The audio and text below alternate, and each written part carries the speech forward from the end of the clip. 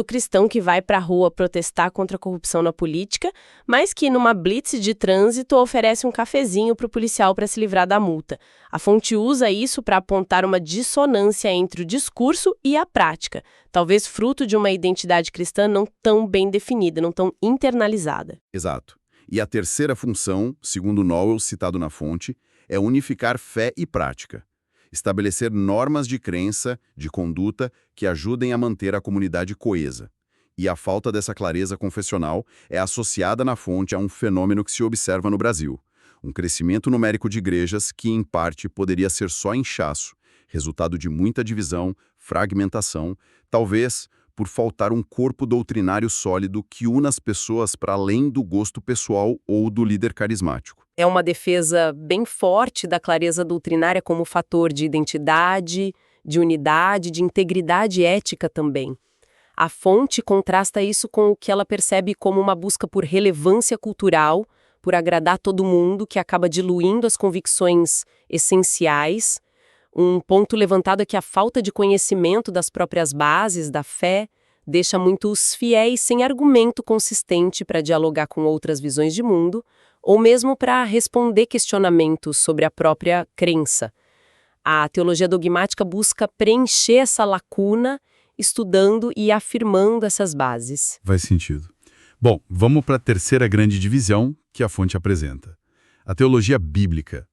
Essa, diferente da dogmática que parte das confissões, tem um foco diferente.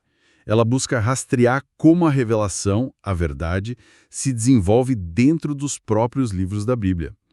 Tenta entender a mensagem de cada autor no seu contexto original, com o mínimo possível de filtro denominacional posterior. A fonte cita o Russell Norman Champlin para descrever esse esforço. É uma tentativa de descobrir o que a Bíblia realmente ensina, livro por livro, autor por autor. E isso exige uma disposição para encontrar significados que talvez sejam desconfortáveis ou que desafiem as interpretações tradicionais da própria denominação de quem está estudando. A fonte reconhece abertamente que essa tarefa é difícil.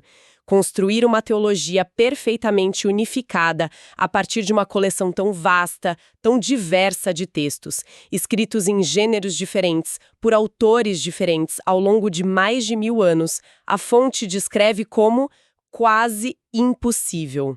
Quase impossível. Nossa, isso é forte. Mas então, por que a fonte acha essa tentativa tão valiosa? Porque ela respeita a natureza progressiva da revelação e a particularidade de cada testemunho bíblico. O pressuposto, segundo a fonte, não é que todos os autores digam exatamente a mesma coisa do mesmo jeito, mas que apesar da diversidade, existe uma unidade fundamental na mensagem sobre Deus, sobre a humanidade, o pecado, a redenção. A teologia bíblica tenta mapear essa unidade dentro da diversidade, respeitando a voz única de cada autor. A perspectiva de Moisés no Pentateuco, a de Isaías nos Profetas, a de Paulo nas Epístolas, a de João no Apocalipse. Cada um tem sua contribuição específica, né? E como se faz isso na prática? A fonte dá alguma dica? Quantas vezes leu a Bíblia? Não é isso. É uma imersão para captar o vocabulário específico de um autor, os temas que ele repete, o contexto histórico-cultural em que ele escreveu, para quem ele escrevia. É um trabalho minucioso, quase arqueológico, de escavar o sentido original de cada passagem dentro do seu próprio livro, do seu contexto. Por exemplo, entender o que Paulo quis dizer sobre um assunto para os coríntios, naquele contexto, antes de tentar aplicar direto para hoje. Essa abordagem evita impor um sistema teológico pronto sobre o texto. Em vez disso, busca deixar o próprio texto gerar a teologia.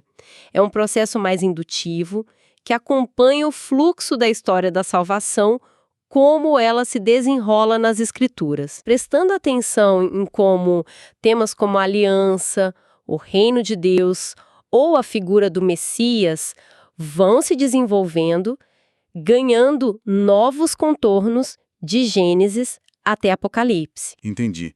É um respeito profundo pela forma como a revelação foi dada, historicamente. E isso nos leva à quarta e última divisão principal que a fonte menciona: a teologia sistemática.